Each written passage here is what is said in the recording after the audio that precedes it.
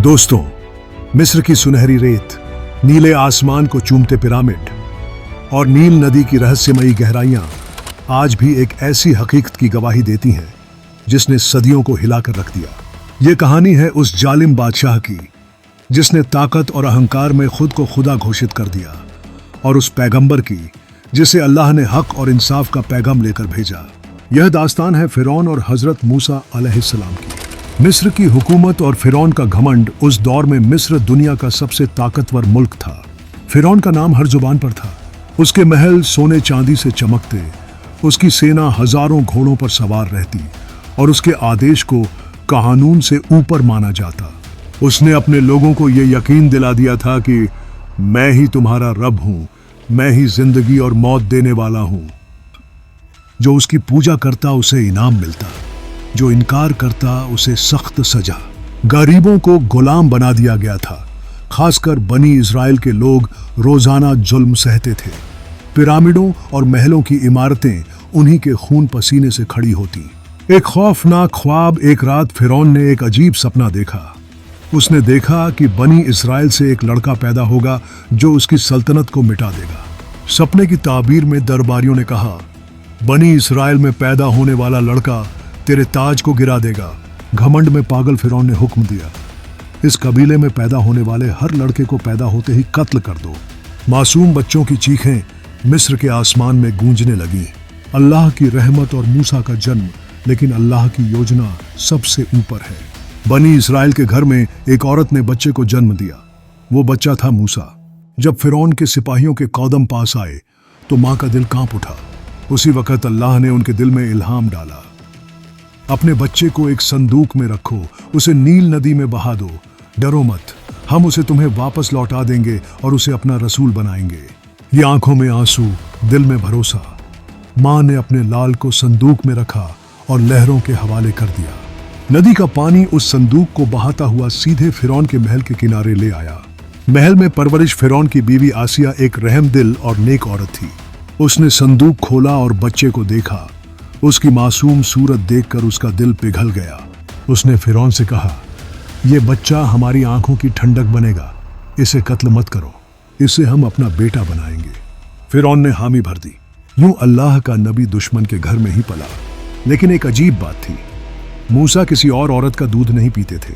अल्लाह ने उनकी माँ को ही महल में बुलवाया और यूं माँ और बेटा फिर से मिल गए। मगर अब महल की देखभाल में जवानी की दास्तान सालों गुजरते गए। मूसा अलैहिस्सलाम जवान हुए, लंबे, ताकतवर और बेहद समझदार। अल्लाह ने उन्हें हिकमत और रहमत से नवाजा, लेकिन दिल के अंदर बनी इस्राएल के लिए दर्द बाकी था। एक दिन उन्होंने देखा कि एक मिस्री सिपाही बनी इस्राएल के एक गुलाम को बेरहमी से पीट रहा है। मूसा ने उसे रोकने की कोशिश की, मगर हाथापाई में वो सिपाही मर गया। मूसा डर गए कि कहीं ये बात फिरौन तक न पहुंच जाए। एक नेक आदमी ने आकर कहा, मूसा, यहां से निकल जाओ, तुम्हारे कत्ल का हुक्म तैयार है। मूसा मिस्र छोड़कर मदियन की तरफ निकल पड़े। मदियन का सफर, रेगिस्तान की लंबी यात्रा के बाद मूसा अलैहिस्सलाम मदियन पहुंचे। वहां उन्होंने देखा कि दो लड़कियां अपने जानवरों को पानी पिलाने के लिए खड़ी हैं, लेकिन मजबूत चरवाहों की वजह से पीछे हैं। मूसा ने उनकी मदद की। उन लड़कियों ने अपने पिता से बताया। वो पिता थे हजरत शुएब अलैहिस्सलाम। उन्होंने मूसा की ईमानदारी देखी और अपनी बेटी से उनका निकाह कर दिया। मूसा कई साल तक वहीं रहे। वाही की शुरुआत एक दिन अपनी बीवी और परिवार के साथ सफर करते हुए रात के अंधेरे में मूसा ने दूर पहाड़ पर रोशनी देखी। वो आग लेने के लिए वहां पहुंचे। वहीं सीनाई पर्वत पर उन्हें अल्लाह की तरफ से पहला पैगाम मिला। आवाज आई, मूसा, मैं तुम्हारा रब हूं, तुम्हें रसूल बनाकर भेज रहा हूं। फिरौन के पास जाओ और कहो कि मेरे बंदों को आजाद करे। मूसा ने अर्ज किया, ए मेरे रब, मेरी जबान में रुकावट है, मेरे भाई हारून को मेरा सहायक बना दे। अल्लाह ने फरमाया, हारून तुम्हारे साथ होगा, जाओ, डरना मत, मैं तुम्हारे साथ हूं। रेगिस्तान की तपती हवा अब बदल चुकी थी। मिस्र का बादशाह फिरौन दिन ब दिन और ज्यादा घमंडी होता जा रहा था। हजरत मूसा अलैहिस्सलाम और हारून अलैहिस्सलाम ने बार बार उसे अल्लाह का पैगाम सुनाया। ओ फिरौन, अल्लाह के सामने सर झुका दो, अपनी ताकत पर घमंड मत करो, इंसानों पर जुल्म करना छोड़ दो। लेकिन फिरौन का दिल जैसे पत्थर बन चुका था। उसकी आंखों में सिर्फ ताकत का नशा और अपने झूठे खुदाई का दंभ भरा हुआ था। एक दिन मूसा अलैहिस्सलाम ने फिरौन को चेतावनी दी, अगर तू बाज नहीं आएगा तो तेरे ऊपर अल्लाह का अजाब आएगा। फिरौन ने हंसते हुए कहा, तुम्हारे रब का अजाब? मेरे सामने कौन सी ताकत है जो मुझे रोक सके? इसी घमंड के बीच अचानक मिस्र पर पहला अजाब उतरा। नील नदी का साफ और मीठा पानी अचानक लाल खून में बदल गया। मछलियां मरने लगीं, पानी पीने लायक न रहा। मिस्र के लोग प्यासे रह गए। फिरौन ने मूसा अलैहिस्सलाम को बुलवाया और कहा, अपने रब से दुआ करो कि ये अजाब हट जाए, मैं इस्राएल की कौम को आज़ाद कर दूंगा। मूसा अलैहिस्सलाम ने दुआ की। अल्लाह की रहमत से पानी फिर साफ हो गया, लेकिन अजाब हटते ही फिरौन ने अपना वादा तोड़ दिया। फिर अल्लाह का दूसरा अजाब आया। चारों तरफ मेंढक ही मेंढक फैल गए। महल, घर, बाजार, हर जगह मेंढक कूदते फिरते। लोग खाना नहीं खा पाते, सो नहीं पाते। फिर से फिरौन ने मूसा अलैहिस्सलाम से कहा, अपने रब से दुआ करो, मैं इस बार सच में तुम्हारी कौम को छोड़ दूंगा। मूसा अलैहिस्सलाम ने दुआ की और अजाब टल गया, लेकिन अजाब हटते ही फिरौन ने फिर वादा तोड़ दिया। तीसरा अजाब टिड्डियों का था। लाखों करोड़ों टिड्डियां मिस्र की फसलों पर टूट पड़ी। हर खेत बर्बाद हो गया। भूख और डर ने लोगों को हिला दिया। फिर चौथा अजाब जुओं का आया। लोगों के कपड़ों और बिस्तरों में जुएं भर गईं। लोग पागलों की तरह सिर खुजाते, खून निकल आता। हर बार फिरौन कहता, ठीक है, मैं मान जाऊंगा, बस ये अजाब हटवा दो। और हर बार अजाब हटते ही फिर झूठा वादा करके अपने पुराने घमंड पर लौट आता। पांचवां अजाब तूफान था। काले बादलों के साथ आंधियां उठी। नील नदी का पानी उफनने लगा। बिजलियां चमकने लगीं। मिस्र में कई दिन तक ऐसा अंधेरा छाया रहा कि दिन में भी कुछ दिखाई नहीं देता। लोग अपने घरों में कैद होकर रह गए। इस बीच बनी इस्राइल, मूसा अलैहिस्सलाम की कौम, अल्लाह की हिफाजत में थे। जहां मिस्रियों के घरों में तूफान और अंधेरा था, वहीं बनी इस्राइल के इलाकों में सुकून और रोशनी थी। मूसा अलैहिस्सलाम बार बार फिरौन से कहते, ये अजाब अल्लाह की निशानियां हैं, अब भी तौबा कर लो, अल्लाह को अपना रब मान लो। लेकिन फिरौन हर बार कहता, तुम्हारा रब मेरा मुकाबला नहीं कर सकता, मैं ही मिस्र का सबसे बड़ा रब हूं। ये उसका दिल अब और सख्त हो चुका था। हर अजाब के बाद अल्लाह ने उसे मोहलत दी, लेकिन वो मोहलत उसका इम्तिहान थी। फिरौन ने हर इम्तिहान में नाकाम रहकर अपने लिए सबसे बड़ा अजाब तैयार कर लिया। इन सब अजाबों के बीच अल्लाह ने मूसा अलैहिस्सलाम को हुक्म दिया, अपनी कौम को रात के वक्त लेकर निकल पड़ो, मैं तुम्हें फिरौन से निजात दूंगा। जब मूसा अलैहिस्सलाम ने चुपके से बनी इस्राएल को इकट्ठा किया, हजारों मर्द, औरतें, बच्चे सब रात के अंधेरे में निकलने लगे। हर कोई अपने दिल में डर और उम्मीद लेकर सफर पर निकल पड़ा। उनकी मंजिल थी समुंदर का किनारा, जहां अल्लाह का सबसे बड़ा करिश्मा उनका इंतजार कर रहा था। यहां से कहानी और भी रोमांचक होती है। फिरौन को जब पता चला कि बनी इस्राएल मिस्र छोड़कर निकल गए हैं, तो उसका घमंड आग की तरह भड़क उठा। उसने अपनी पूरी फौज को इकट्ठा किया और उनके पीछे दौड़ पड़ा। नील नदी की रात गहरी होती जा रही थी।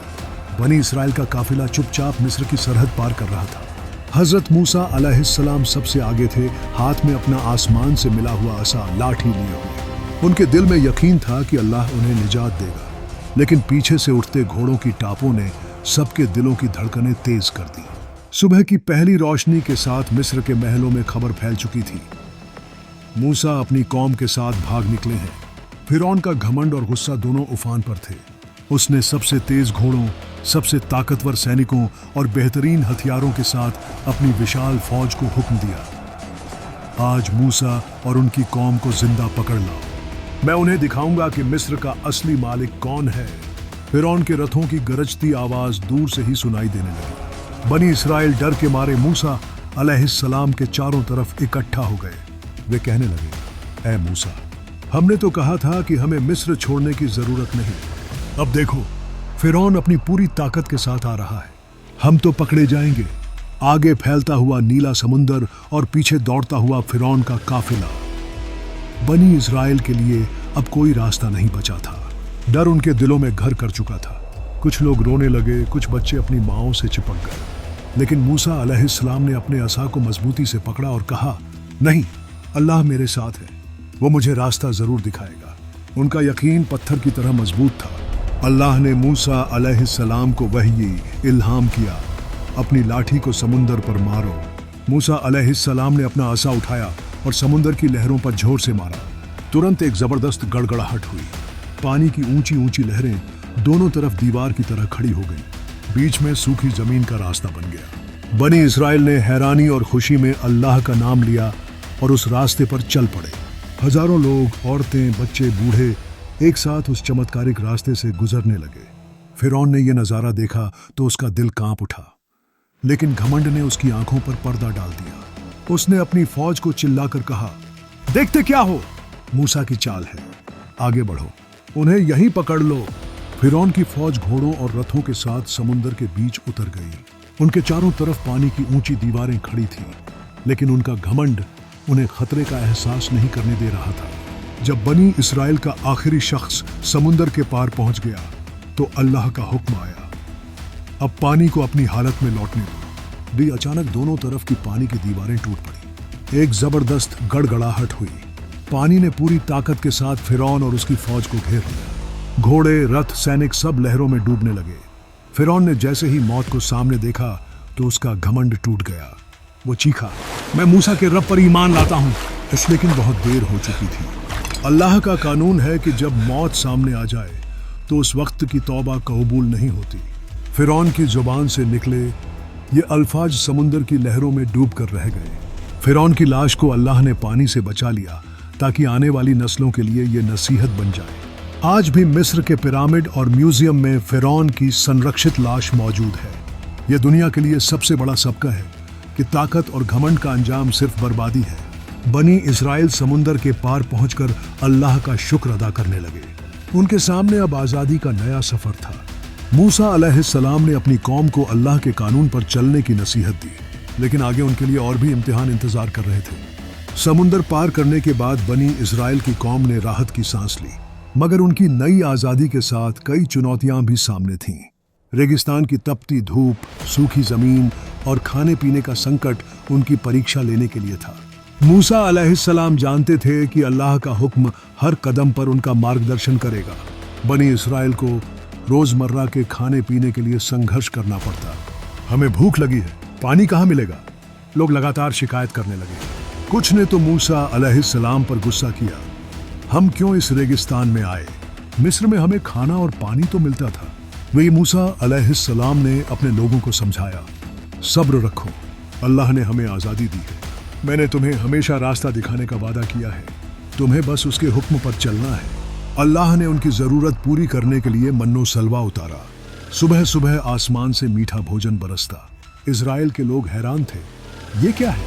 हर रोज नई रहमत आती है। मुझे मूसा अलैहिस्सलाम ने कहा, ये अल्लाह की बख्शिश है, ध्यान रखो, इसे व्यर्थ न करो और हमेशा शुक्र अदा करो। समय के साथ मूसा अलैहिस्सलाम को अल्लाह ने सीनाई पर्वत पर बुलाया। वहां 40 रातों तक उन्होंने अल्लाह से मुलाकात की। उनके लिए तौरात नाजिल हुई, जो उनके लोगों के लिए हिदायत और कानून बन गया। मूसा अलैहिस्सलाम ने हर नियम और हुक्म को अपने लोगों तक पहुंचाया ताकि वे हक और बेइंसाफी में फर्क समझ सके। मगर कुछ लोग अभी भी शिर्क की ओर झुकने लगे।